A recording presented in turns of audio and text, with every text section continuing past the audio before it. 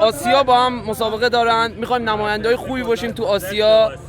استقلال و نساجی ایشالله هم امروز یه بازی خوبی بشه. شما همه در جریان هستین که 3 تا بازی کلا سر نساجی رو داوری بریدن، 9 امتیاز از نساجی گرفتن. ایشالله امروز یه داوری خوب بشه. ببین داداش من امیدوارم بدون هر حاشیه‌ای، من تیممو دوست دارم، من بچه خرم‌آبادم، من لیدرم، من یه عاشق حجازی و فرهاد مجیدی ام، سینه چاک استقلالم با تمام با هزینه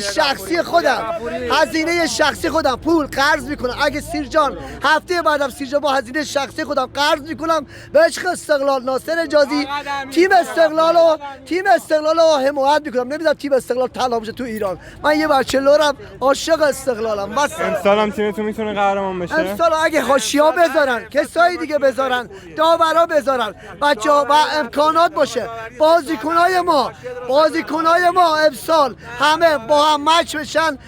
آقای مربی عزیزمون ساپینتو ترکیبو به دست بیاره، بازی تیم جا بیفته، فضا واسم فراهم شه. آجلو هم همه جوره جای دیگه. بعد تماشاچی یار 12ام حمایت کنه. امسال استقلال قهرمان میشه. ما فقط استقلال همین هوادار سینه سوخته و عاشق